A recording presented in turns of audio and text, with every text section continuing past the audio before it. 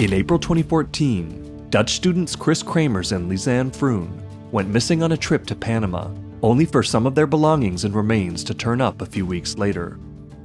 These fragments of evidence, including some truly bizarre photographs, appeared under inexplicable circumstances and left investigators with more questions than answers.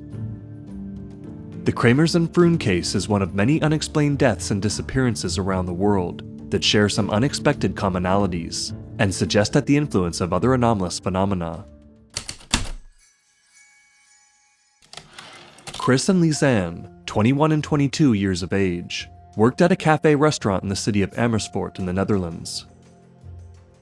The women planned a trip to Panama to learn Spanish while volunteering with local children. They flew into the island town of Bocos del Toro on March 15, 2014. 2 weeks later, they traveled to the small mountain town of Boquete, where they arranged to volunteer at a school for children. They expected to return home on April 21st. The women arrived in Boquete on March 29th, as their photos show, and they returned to their host's home before dusk. The morning of Monday, March 31st, Kremers and Froon went to the children's school, but were told that they would have to wait until the following week to begin volunteering. The women could not find replacement work, so with help from staff at a nearby Dutch-run language school, they arranged some sightseeing tours. A Facebook post on March 30th, and a later text to Kris's boyfriend, shows that the women intended to walk around Boquete before then. Two of the staff at the language school witnessed the pair leave town around midday on Tuesday, April 1st. Witnesses reported that Lisanne looked a bit sick.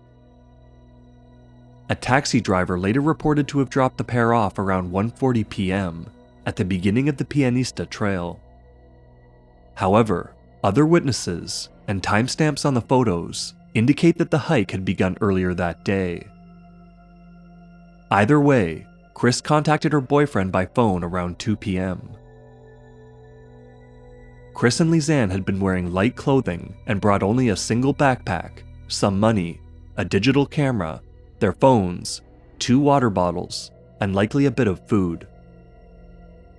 Later, Dutch police spoke to an innkeeper who claimed that the pair had asked him for directions for their hike, and later returned, looking tired, asking for help getting back to town. There are conflicting eyewitness testimonies, and it's possible that many of these witnesses may simply be attributing memories to the wrong day, or remembering the wrong tourists. The pair were scheduled with a local tour guide at 8 a.m. on Wednesday, April 2nd, and their absence prompted the guide to search for them. By evening, the police and families were contacted with help from staff at the language school. The next day, local authorities, tour guides, and residents began foot searches, with dogs and air support arriving shortly after. Authorities distributed flyers in the area, and news of their disappearance aired on television. Some family members and a friend of the women traveled to Boquete to help the search. The family offered $2,500 to anyone who could provide an actionable tip on the pair's whereabouts. Unfortunately, bad weather hindered search efforts, and with no traces found after a week and a half, officials downscaled the search on April 14th. The women's parents reached out on social media, put up billboards, and built websites. They even increased the reward to $40,000, but all tips proved to be unhelpful. Some witnesses spoke of seeing a red car on the day the pair went missing, but this car was never identified. Later, 2 French tourists claimed that on April 6th, they walked the Pianista Trail and met someone who lived on the route who told them to avoid the forest because they had heard screaming the previous day or night. Kris's family members returned to the Netherlands by the end of April, but Lisanne's parents arrived in May. Near the end of the month, further search efforts were initiated by a team of 18 Dutch search and rescue volunteers with 12 dogs, and later, the Costa Rican Red Cross provided 30 mountain rescuers. Nothing was found. In mid-May, an anonymous telephone caller who declined the reward money reported seeing 2 bodies near the Colubre River. Police released a map highlighting the spot near a river crossing, but after a search of the area, announced that the tip was a false alarm. However, a report by the Star of Panama claimed that helicopter radar detected skeletons, but due to the weather and difficult conditions, officials were unable to recover them. The women's remains were discovered the following month in the same area. On June 11th, nearly 10 weeks since the women's disappearance, an indigenous farmer was working by a river around the village of Alto Romero when she spotted a backpack near or in a river roughly 8 hours walking distance north of Boquete. The backpack contained Froon's passport, an insurance card, a digital camera, the women's cell phones, $83 in US cash, sunglasses, 2 folded bras, and an empty plastic water bottle. The backpack was discovered in an area previously searched by the middle of April, but authorities claim that sniffer dogs had been prevented from searching there due to dangerous conditions. During a press conference on June 19th, Panamanian prosecutor Betsaida Piti Serud announced that residents of Alto Romero had discovered human remains in a dense wooded area along the upper part of the Calubre River, roughly 5 kilometers from the pair's last known hiking location. The items were scattered over a fairly large area. They included Kris's left pelvic bone and one of Lisanne's shoes with the laces done up. Inside was a sock and some remains of her foot. Also found were Kris's jean shorts and a boot that matched the brand and condition of the ones that Kris had been wearing. However, this boot was blue instead of brown, and investigators chose not to test it for DNA. This area had also been searched previously, but again, authorities claimed difficult terrain had prevented the dogs from searching there. At the end of July 2014, Kris's parents returned to Panama and walked the Pianista Trail. Search efforts by locals found more of the women's bones on July 30th and August 2nd, including one of Kris's rib bones. Later forensic testing revealed all of Kris's bones had traces of phosphorus, resulting in white discoloration. This can result from sun exposure or from chemicals in the ground, but the necessary phosphates aren't present in the local soil. Tests on the other bones showed no signs of trauma, fractures, or illness. In August, the Kremers family representative filed a complaint against the Panamanian prosecution, accusing them of mishandling the investigation. Shortly after, the Kremers family discovered that the Netherlands Forensic Institute had failed to pass on information to the Panamanian authorities. Later, Kris's parents revealed that DNA from an unknown person was found on the recovered backpack, and that information from Panamanian authorities indicated that the women had been kidnapped. One newspaper wrote that a fingerprint found on one of the recovered phones was in the Panamanian database, but Panamanian authorities did not obtain fingerprints from searchers who would have handled the evidence. At the end of August, locals found more remains along the Calubre River, 2 of Lisanne's leg bones, and a piece of skin from her leg. Forensic testing determined that the skin tissue was in unusually good condition for the almost 5 months that she was missing. There were 33 scattered bones and fragments recovered in all, and strangely, DNA testing found that a number belonged to 3 different unknown victims. In September, the camera and phone cases were tested for biological traces, and Lisanne's remains were investigated by the Netherlands Forensic Institute. The Institute's investigators released their autopsy report on September 19th, and Petit Serud concluded that Kris and Lisanne died 8 days after they went missing, likely taken by the swollen river. The lackluster investigation efforts suggest to some that officials in Panama wanted to cover up the case to protect the tourist industry.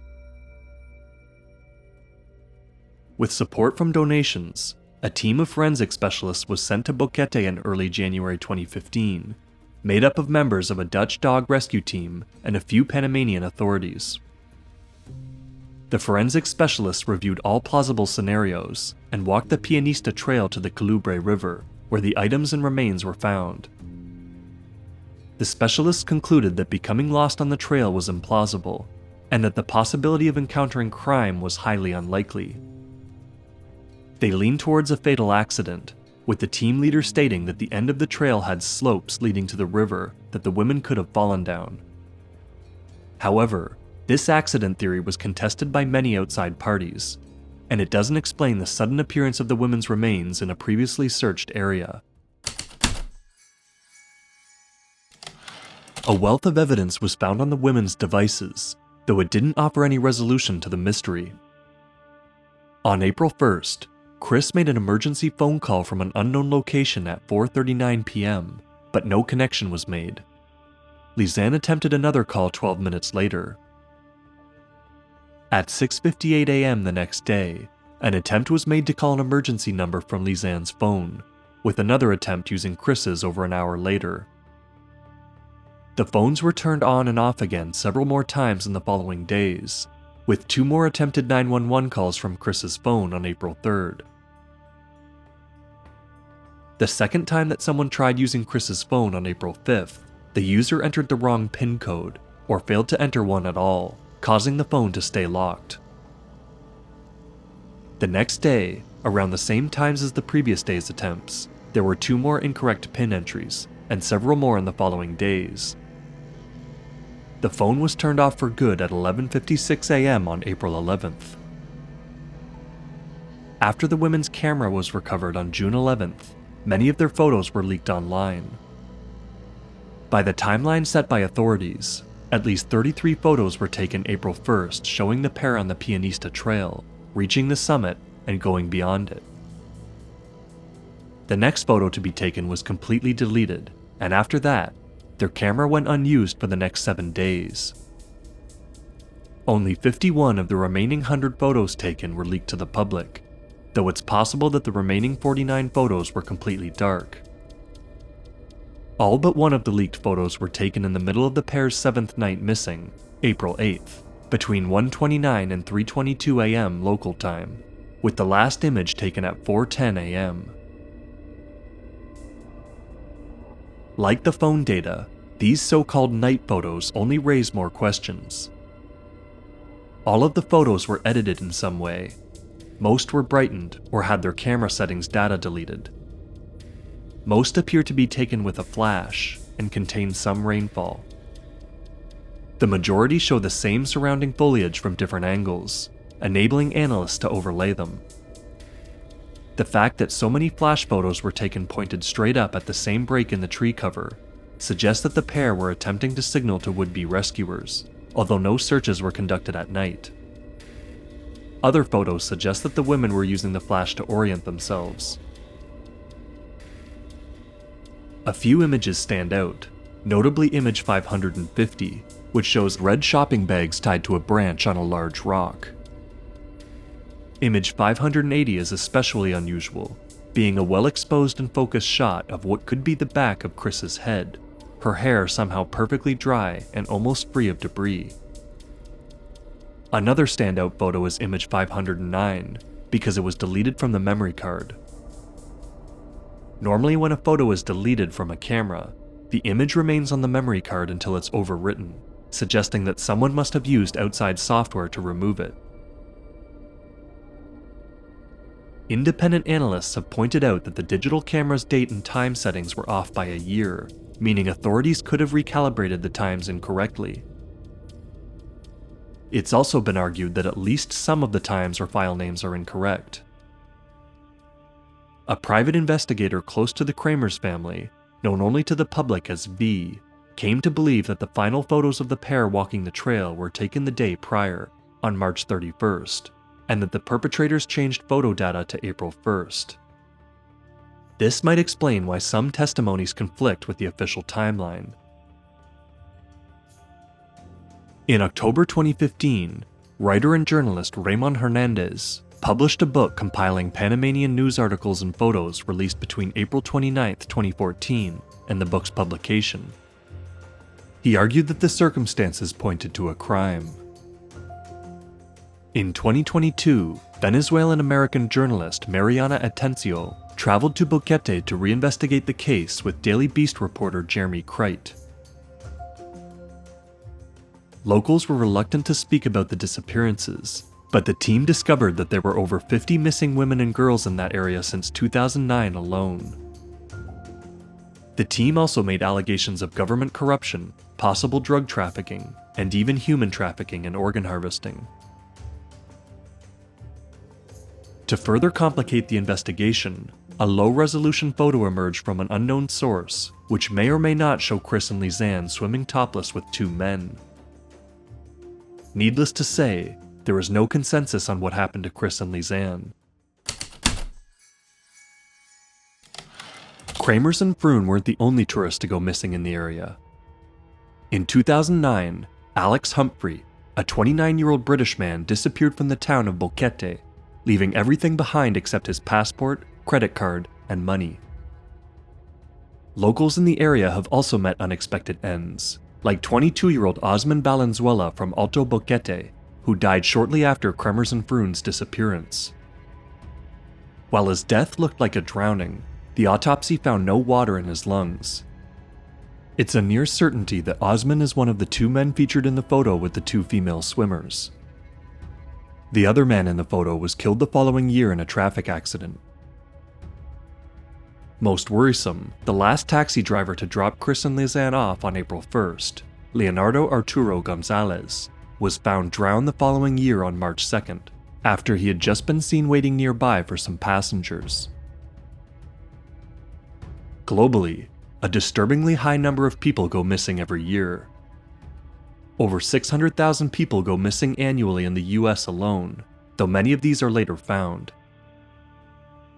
While the Kremers and Froon disappearance is unusual in many ways, it fits several patterns observed in missing persons cases around the world. These patterns are researched most prominently by retired police officer David Paulides, who's produced several books and documentaries under his Missing 411 series. Paulides highlights over a dozen standout traits or profile points that he's identified as being present in many of the unexplained disappearances. For example, many disappearances happen in rural settings, often deep in the wilderness. Search dogs can't track a scent from the scene of the disappearance. In cases where the victim returns, they often lack memory of the events or describe missing time. In cases where the victim dies, the body is often found with some apparel missing, often their boots, despite a thorough search of the area, and frequently in a spot previously explored many times by searchers. Often, too, the body turns up in or near a source of water. Paulides also noted that it was usual for large bones to be missing from the bodies. For example, 48-year-old Robert Springfield from Montana went missing September 19, 2004.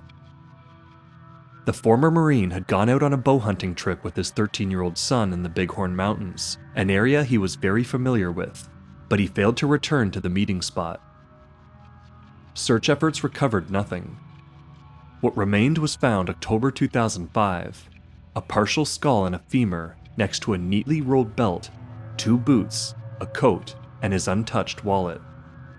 Only his bow and arrows were missing. The remains were just 50 yards from the camp where searchers focused their efforts. In his 2012 book, Missing 411, Paulides stated that he had been presented with at least 6 viable hypotheses to account for the phenomenon, but didn't detail what these were. He stated only that there are too many consistent elements present in the majority of cases for this to be mere coincidence.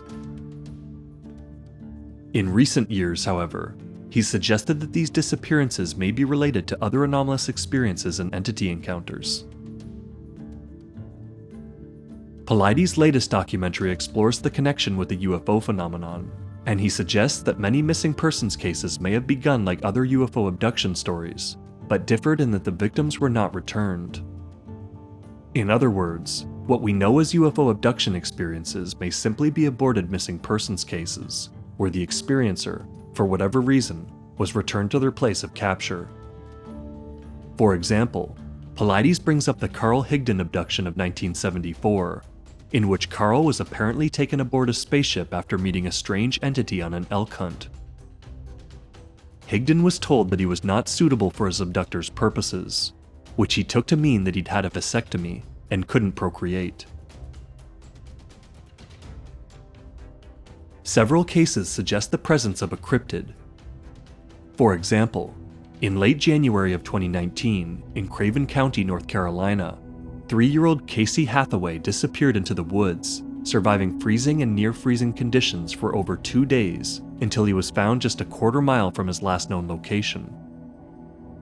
According to the family, Casey said that his best friend the bear was with him to keep him safe during the 2 days, though all bears should have been hibernating at that time.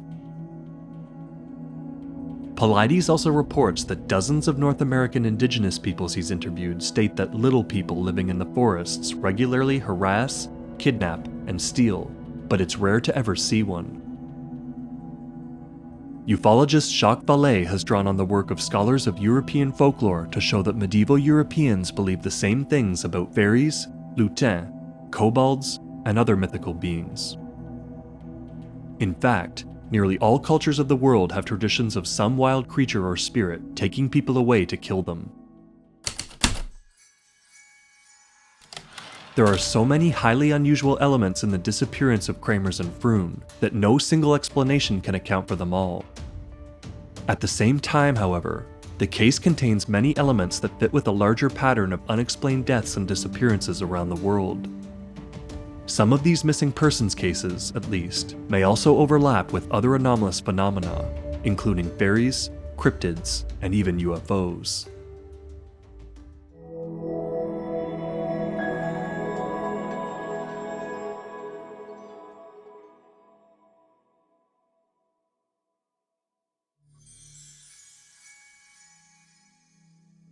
Did you know that this video is also available as an audio-only podcast? Find it on Apple Podcasts or on our website, thinkanomalous.com, where we also have transcripts for every video. Think Anomalous is created by Jason Charbonneau. Research by Clark Murphy. Music by Josh Chamberland.